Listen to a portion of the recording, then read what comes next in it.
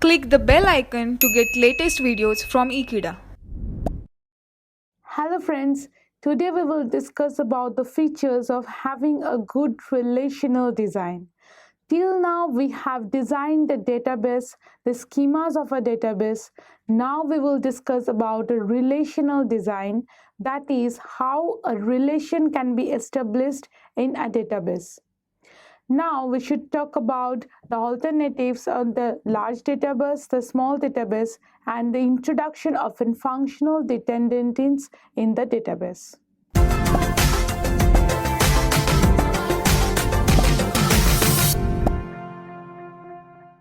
When we talk about a good design, till now we have mentioned the ERD to facilitate a good design on a database.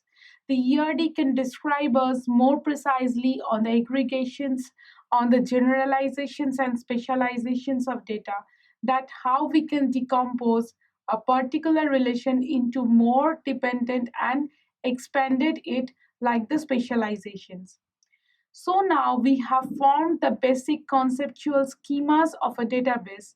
We need to produce a good relation among them so that we can fetch and use the database in an application environment.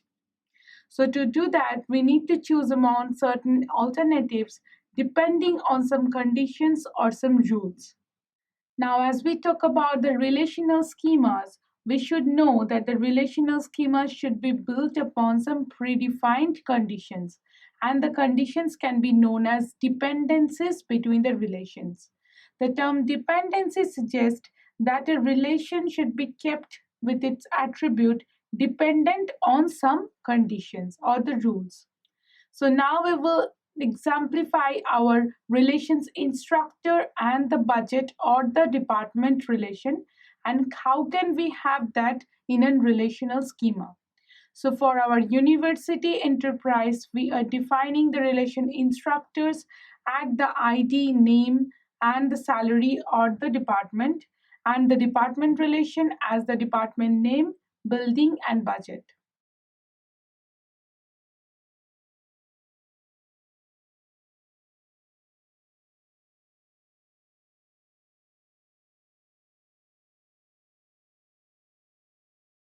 Now, the first alternative that we can choose is having a larger schema. So, what is having a larger schema? That means we can join if there are more common attributes of two relations into a single one, becoming into a larger schema. For our example, if we make a single relation other than having two different relation instructor department as instepped, now the relation instepped will suggest for the ID name, salary, department, building and budget, as we have department as a common one.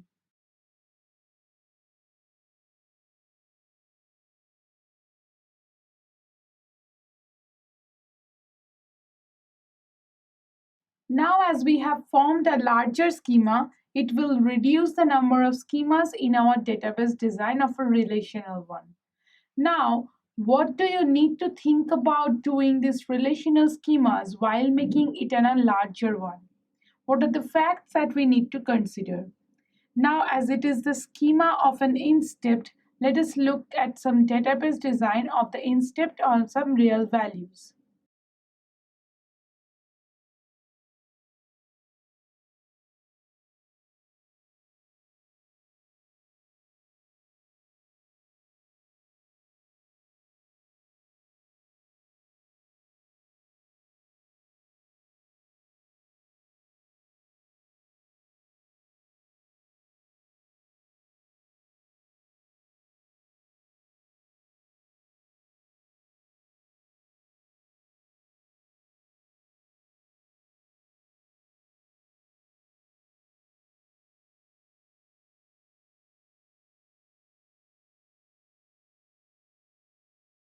Now let's look at this table or the data values of having the instepped as a larger schema.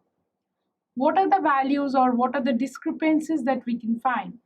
First, we need to see that there are values for teller 50,000, teller 15,000, that is the building and the budget to it.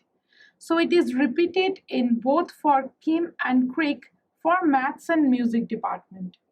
As well as we are specifying that maths and music both departments has got the building names same. Now as for this Sing and CADS, both has got the computer science department but with a different building and different budget. So for the first one, we have both the building and budget as a repetition to Kim and Crick. But we do not want any redundant information in our database.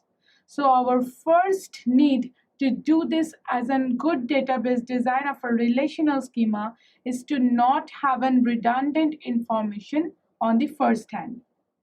The next issue that we solve in this problem is that suppose our university is offering a new department known as chemistry, and that can be offered in the particular type of privilege building and has a budget of 80,000. Now how to add this information in this field of inst-dipt, because we cannot add the information to this schema because we do not have an instructor of the department. Now the situation can arise that the department has been formed and no instructor has been yet joined the department. So we cannot introduce that in our field without having the instructor ID, name and salary to which the department they are forming. So actually the larger schema is having a loss of information or the database that can have the information. We cannot put it in this type of schema. So this two problem, and to avoid it, we need to put and break it down or decompose the larger schema into two different parts. Now how to decompose the schemas into different parts? Firstly, we can check the database for the schema and they see that teller and teller has got a repetitions of information and the CSC got a repetition of information. Now it is absolutely impossible to look for the database values in the actual real life enterprises because it has got thousands, millions or more than that number of entries in a database. So to find the repetence or redundant information on a database is not a way to have know that this got redundant information for having a larger schema and to break it down into two different parts. Also, it is absolutely unimportant to have the database in actually applied and then to have as a result or feedback that the resultant database has gotten redundant information and now we need to decompose it. So that is also not the way to have the decomposition. We need to define some rules to define the definitions of the partitions on the database. Now, when we are defining the rules to the database, we are specifying that we should follow some constraints. See, for this example, that we are having CSC department into other buildings. Also, the buildings has got common names of two other departments.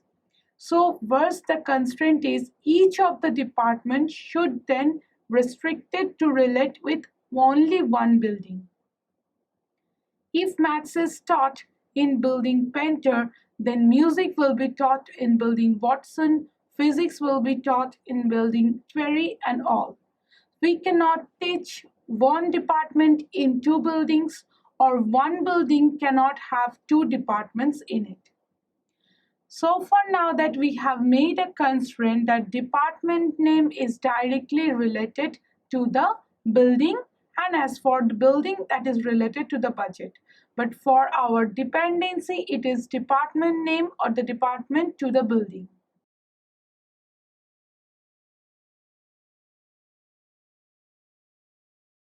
Now this redefined rules is known as a functional dependency. The term functional dependency will be here calculated for the decomposition of a larger schema. The functional dependency specifies that the department must be the primary key to uniquely identify a relation of building and budget. But for the INS department, We cannot say that the department maths, music, computer science can uniquely identify the departments for the buildings and budgets. So this will not work to preserve the functional dependency. We need to decompose it into another relations or to part relations so that we can have a relation to preserve this dependency. And that is the formula to decompose it from a larger schema to a smaller schema. Now we can decompose this to our original database schema that instructor is having an ID as a primary key to define the name, salary, and department. And department being the relation to have the department name as the primary key, and building and budget is functionally dependent on the department. So in this way, we can provide the basis for decomposition from a larger schema to a smaller schema. Now, not only for the functional dependency, but also the redundant information we need to keep in mind while decomposition. Let us look at this example.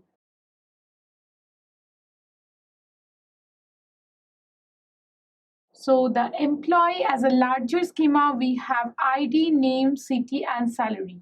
Now we decompose it with the preservation of that particular functional dependency into two of the relations like.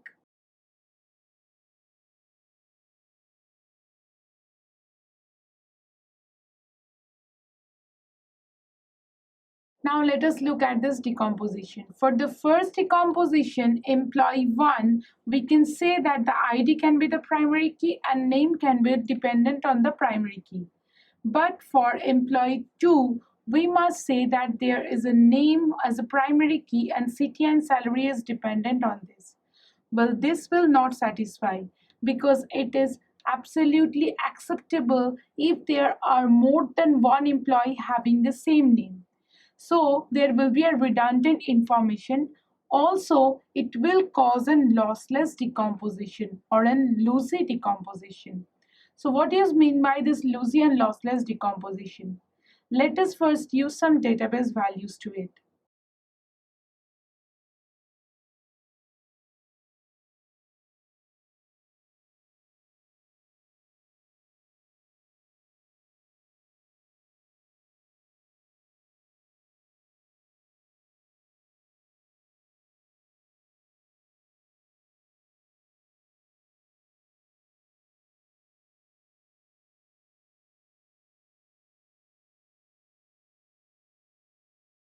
Now that we have decomposed, say for these two values, ID name 576 and 776, both the name Kim, city Perry and NY, and salary 75 and 60K accordingly. Now, if we divide it into the employee 1 and employee 2 tables with the ID and name and the name city salary pair. Now, what happens now if we decompose on the natural join of these fields? If we natural join these two particular relations, then we will have an inconsistent, incomplete, as well as loosey data. Let us see what is the result of having a natural join on these two relations.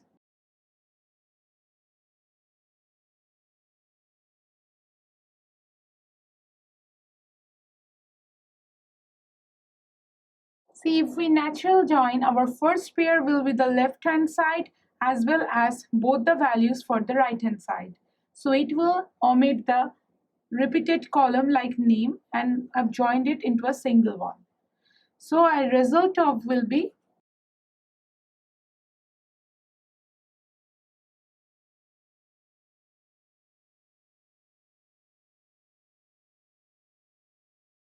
see the first problem there is the redundant information that we have if we natural join these two tables.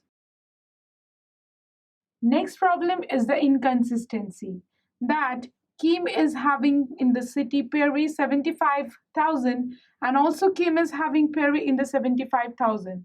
Now which Kim is matched with their proper ID because they are repeated ID too. That makes the inconsistent data. So how to get rid of this?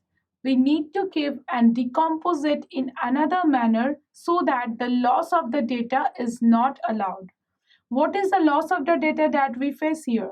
That we are having both Kim in Perry, Kim in NY for 576 and 776. But we do not know that actually which Kim for NY and which Kim for Perry is the information that was preserved in this particular original schema. So the loss of information, it is suffering redundancy and inconsistency. So we need to decompose it in a smaller schema just in a way so that we can preserve the functional dependencies as well as we can preserve no redundant information is being stored, data are consistent and the decomposition is lossless. So a decomposition is lossless if the decomposed relation is natural joined back into the original database. So that our schema on the database of a relational one supports that you can have any number of schemas of any number of attributes, then we can divide it into the smaller schemas, but not in a way that we have to divide it in smaller schemas.